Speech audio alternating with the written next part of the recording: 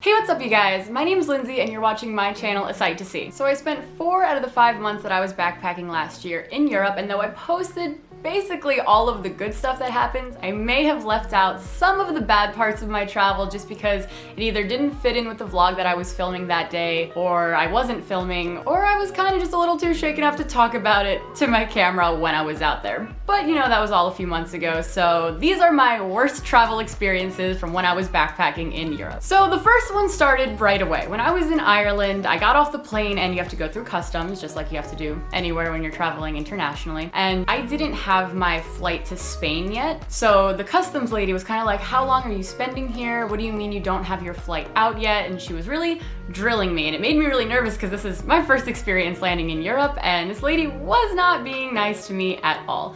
She was like, how are you going to support yourself while you're out here? Do you have a job? You don't have a work visa? And I told her that I had saved up quite a few $1,000s to come out here and travel for a while.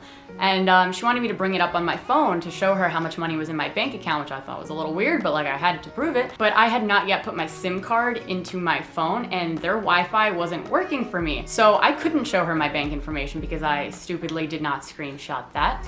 And I was probably at the customs booth for about 7 to 8 minutes, where most people are just, you know, like they're in and out. So I felt bad for holding up the line. But the only thing that actually saved me from having to go and talk to other people and talk to them longer was my 3-month-long Eurail pass, and she kind of just rolled her eyes and lectured me about how I should have more documentation of what I'm doing and to plan better next time. And I was just like, you have no idea how long I've been planning this, but whatever. I was a little shaken up at first, but you know, found my hostel, day 1 over, moving on. So the next thing that happened to me happened 2 days later.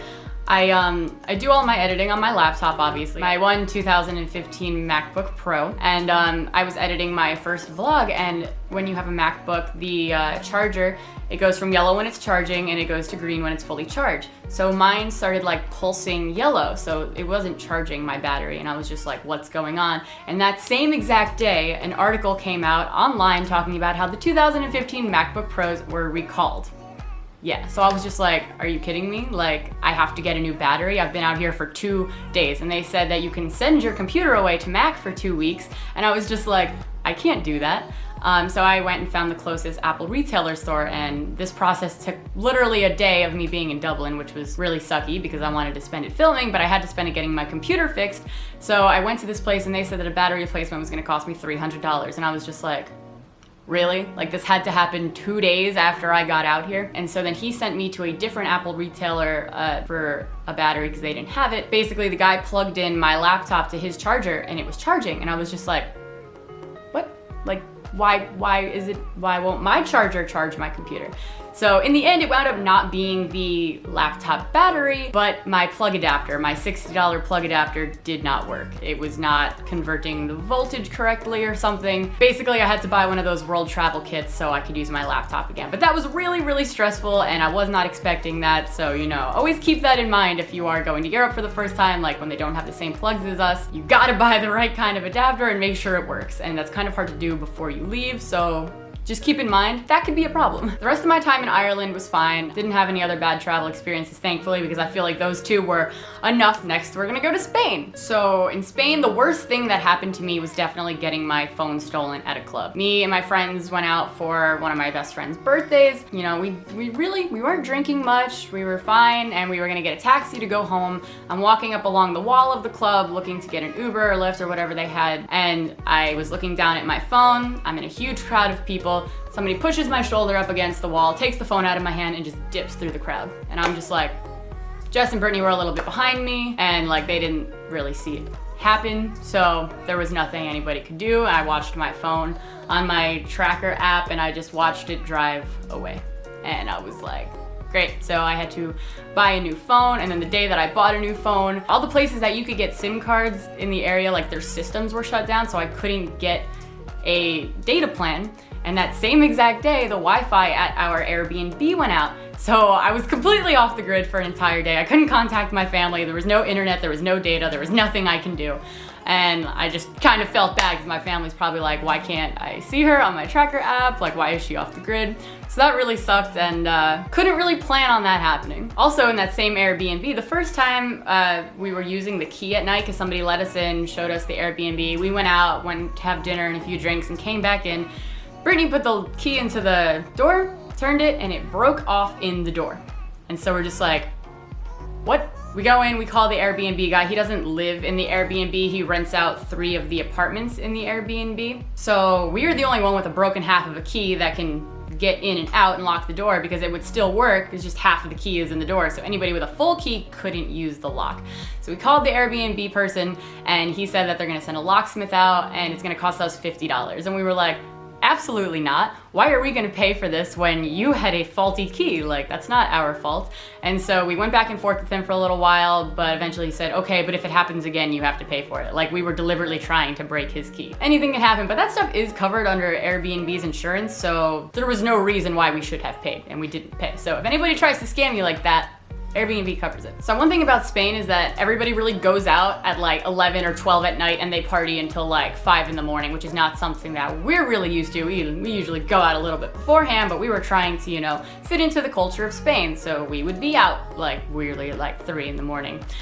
We were walking back one night and there was this really, really big guy on a bike, and he saw us and like he stopped the direction he was going in, and then he turned around and he like circled back to us, and it was really like freaking us out because, you know, we're just 3 girls walking on the street in Spain at 3 in the morning. And I was getting kind of like, this was a big guy. Like, think about like John Cena type guy in like one of those like really like muscle shirts that are kind of weird, and I don't know why people wear those. As soon as I saw him circle back around again, we saw this like big group of friends walking, and then we just went up to them and started talking to them, being like, oh, where are you guys going to? Like, how's your night going? And I literally, like, I wasn't letting them know that we were hiding from somebody or trying to avoid somebody, but they were just talking to us like regular people. So basically the guy on the bike tried circling around us again, but then just left when he saw that we were joining with this group. And eventually when we saw that he was out of the way, I was like, okay, have a nice night. And we just booked it back to our Airbnb. Because being followed is like, that's something that can happen anywhere, but it's really, really scary when you're in a foreign country and you're alone. 2 not awful things that happened in Europe, but still pissed me off, was I accidentally bought tuna pizza twice on my trip. Like, how do you accidentally buy tuna pizza? And who puts tuna on pizza? That's just disgusting. And I accidentally bought seltzer water or sparkling water 6 times because they really don't sell much bottled water in Europe because everybody drinks the tap. But when I can't read what sparkling is in any of these other languages, you accidentally buy it 6 times. So just keep that in mind. Maybe shake the bottle before you purchase your water there if you're not used to it. So next one weird thing that happened to me in Austria was I was spending the day editing in my hostel room, and suddenly 6 or 7 guys from Switzerland actually came into the hostel room and they started talking to me. And they were, I didn't notice at first, but they were all wearing Bitcoin shirts. And I don't know anything about Bitcoin. And they asked me if I knew anything about Bitcoin. And this guy was just like, oh, like I could teach you real quick, like what we do. And I'm like, whatever, okay, if you want to talk to me about Bitcoin, sure. And then he was like, download this on your phone, and I'm like, I'll send you $10 through this. And I was just like, why are you gonna send me $10 as an example? And they were all like talking about like how much money they had and stuff like that. And I'm like, if y'all really had this much money, you would not be staying in a shared hostel room. So it kind of seemed like whatever they were trying to do with me was a scam. And so I eventually was just like, sorry, like I'm really not interested, like I really have to get back to editing. And they were like, okay, we'll leave you alone, like we don't want to bother you. And I'm like, okay. And so after they left, I looked up Bitcoin scams, and I came across this website that actually talked about a common Bitcoin scam. And I'm not gonna get into it because I really don't remember too much about Bitcoin, but I was like, oh my God, I just had 7 guys try to scam me with Bitcoin as I'm trying to edit in my hostel room. Just be aware of scammers, they're out there. If something sounds suspicious or too good to be true, like someone randomly just giving you $10, it probably is. So another one, when I was in Croatia, I went to go to the Plitvice Lakes because that was what I mainly wanted to see in Croatia. And I had a little bit of trouble finding my Flixbus. And so I went up to this Flixbus that was in the area that it was supposed to be in, and I said, hey, is this going to the lakes? Showed the guy my ticket. The guy looks at my ticket for like 20 seconds and said, yes, get on. So I'm like, okay, I get on the bus and we start driving. And what I usually do when I'm on a train or on a bus somewhere, I just like to see where I'm going. So I'll open my GPS and I'll see where we're going. And we were headed the opposite way of the lakes. So I was like, okay, it's a possibility we have another stop to make before getting to the lakes. But it didn't seem so. So maybe like 5-10 minutes into this ride, I stopped the bus driver again and I was just like, hey, this is the bus going to the lakes, right? And he's like, no, this is going to Split, which is like 2-3 hours away from where I was. I was just like, y'all told me that this was the bus to the lakes. And he was like, you're right, my bad. I don't know how he mixed that up. I don't know how you get lakes and Split mixed up. Could have gone all the way to Split for $4, so that would have been cool, but besides the point, I didn't have anything with me. So he stops the bus on the side of the road, walks me across to the other side of the street, and flags down another bus, and then I have to sit in the middle of the floor because it's a full bus for the entire ride to the lakes. And I was just like, how did that get messed up? That was not fun. You can totally get on the wrong transportation if you are not in a country where like you don't know how to speak the main language. That was super fun. Another bad part with transportation was I never wanted to pay money for the train reservations on the trains that I could use my Eurail pass, just because like some of them could be like an extra $30-40, and I never paid for a train reservation. I was just like, no, I'd rather save my money for other things. So when you take that risk, like you might not get a seat. So I think it was my train from Prague to Berlin.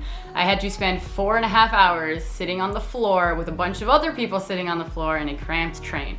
And it was awful. And people are trying to walk past you, people have animals, and you're kind of just like squeezing in a corner. Sometimes I would be sitting where like this door opens, so every time somebody opens the door, it hits you, and you're just like, this is what I did to save $30. But I mean, hey, I saved $30 and that was dinner for the next few nights. If you don't get a seat reservation, prepare to spend a good amount of time on the floor. Mainly in Northern Europe. In Switzerland and Spain, I really didn't have many troubles on the train. It was fairly easy there, but up where like Amsterdam is in France, like you're gonna spend time on the floor if you don't have a reservation. So that kind of sucked. Another story of me getting followed was when I was alone, when I was in Hungary. And the one thing about Hungary, like I really did love Hungary. I loved a lot of the people that I met. I loved how cheap the prices were. I loved the food there, but I swear there was like more creepy guys in Hungary than in any country that I had gone to previously in Europe. And so I had actually been followed twice in Hungary, and kind of freaks you out, but I didn't walk alone at night. It was like in broad daylight. I was walking back to my hostel after getting breakfast. This guy was walking in front of me. He turned around and looked at me and then like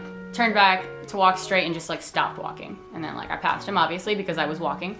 And then he starts walking again because I'm like looking over my shoulder because like you're always like hyper aware of those things, especially when you're alone and have anxiety like I do. I did not want him behind me following me because I'm heading back to my hostel. I didn't want him to know where I was staying. We were both crossing a street together, and so I kind of like walked around a few cars to cross the street instead of walking straight across, so I would be a little bit slower than him, and he walked back in front of me. So then I was behind him again. And so then like he kept like doing like this, like looking over his shoulder, and then he like looked into a window of like a building that wasn't even like open. Like he just stopped and like really obviously looked like he was trying to look at something, but obviously he wasn't looking at anything. And then I passed him again because like I said, I was walking. And at this point I just got really mad because like it was clearly obvious that this guy was trying to follow me. And so I kind of just, there was a wall, so I'm like walking on the side of the street. I just crossed my arms, I stood up against the wall, and I looked at him. And then like he looked at me and he kind of looked like taken back, like what is this girl doing? And so I just stared at him and I watched him walk all the way down the block. He kept turning around looking at me, and I just stayed there because my hostel was maybe like one more block down the road and I didn't want him to see me go in there. So I kind of just stayed there, middle of broad daylight, looking out like, go ahead, what do you want? I'm just gonna stand right here, so you're gonna do something. And he got afraid, obviously, and walked away. If you're in a foreign country and you're alone, always be aware that people might try to follow you, and you don't want them to know where you're staying. So I think that was a good method that I used, because there was other people walking on the street, so he's not gonna do anything to me in broad daylight. So yeah, fun times in Hungary. So I did save my worst story for last, and I did save it for last because it is a little more inappropriate than the previous story. So if you don't like inappropriate travel stories, you could click off now, but we all know nobody's gonna click off now. So this is the worst thing that happened to me when I was in Europe. I was in Italy, I was in Venice, and I went to the fruit market to get some fruit, probably around like 12 in the afternoon. And I was walking back to my hostel. I'm walking down the sidewalk. There's a guy on the other side of the street. He sees me. He crosses the street and stands maybe like 20, 30 feet in front of me. Turns around, puts his hand down his pants, and turns back around and looks at me. And I'm just like,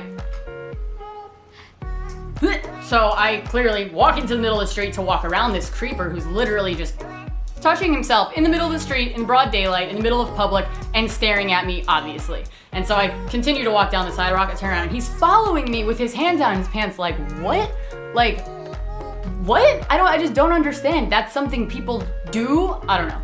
And so then I started running because I was just like, when you're put in that situation, you want to say that you would like punch this guy or something, but you're just like, I don't know what to do. I was so freaked out and I just started running, and like he was following me, but he wasn't running because his hand was down his pants and that'd be kind of hard to pull off. So I like turned a few blocks and kind of did like a loop around before going to my hostel because I didn't want him to see where I was going. But that was kind of disgustingly terrifying. And thankfully, nothing else bad happened in Italy. So those are my worst travel experiences from being in Europe. Could have been a lot worse. I never had anything stolen from me besides my phone, like my passport, something that would prevent me from coming back into the United States. And I guess you could say I kind of lucked out, but there's always going to be bad when there's good, and that's my experience. Don't ever let it deter you from traveling Europe. I swear a lot worse things have happened to me in my own country. Thank you guys for watching today, and I will catch y'all on the next one.